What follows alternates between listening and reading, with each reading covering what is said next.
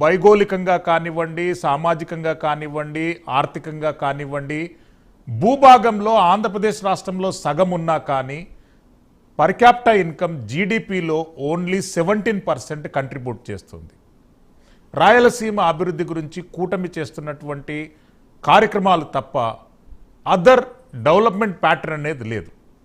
ఈరోజు మంత్రి బీసీ జనార్దన్ రెడ్డి గారు ప్రకటించారు, 3వ వంతు మొత్తం నిధులు రాయలసీమ అభివృద్ధి గురించి కేటాయిస్తున్నామనేటటువంటి అంశంతో పాటు కూటమి ప్రభుత్వం వచ్చినటువంటి సంవత్సరం రోజుల్లోపే స్పెషల్ ఎకనామిక్ జోన్ను ఏర్పాటు చేసి ఎంటీ కృష్ణబాబు సీనియర్ ఐఏఎస్ను దాని కమిటీ చైర్మన్గా నియమించి అభివృద్ధి కార్యక్రమాలను స్వయంగా చంద్రబాబు నాయుడు గారు పర్యవేక్షిస్తున్నారు.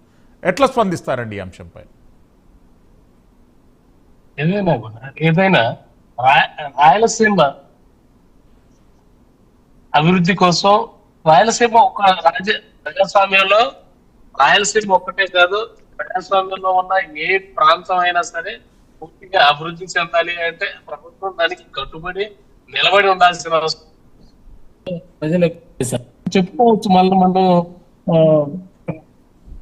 సమర్థించుకునే పరిస్థితుల్లో ఏ పార్టీ అయినా తమ పార్టీ నాయకుల్ని వాళ్ళని సమర్థించుకునే పరిస్థితులు మేము శంకుస్థాపన చేసాం, మేము ప్రణాళిక పంపించాము అని చెప్తాం.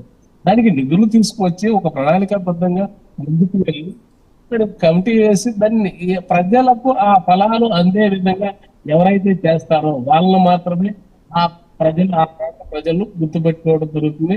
ఆ ప్రజలకి న్యాయం చేసినట్టు. రాయలసీమలో ఇప్పటి వరకు చెప్పుకోవట్టుగా వ్యవసాయం మీద ఆధారపడి ఉంటుంది, కానీ వ్యవసాయం వర్షాధారం మీద వ్యవసాయం ఆధారపడటం అనేది ఎక్కువ.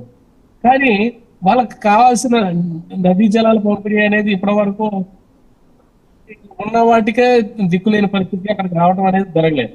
కానీ చెప్పుకోదప్ప పరిశ్రమలు కూడా అక్కడ రావటానికి అవకాశం లేకుండా పోయింది.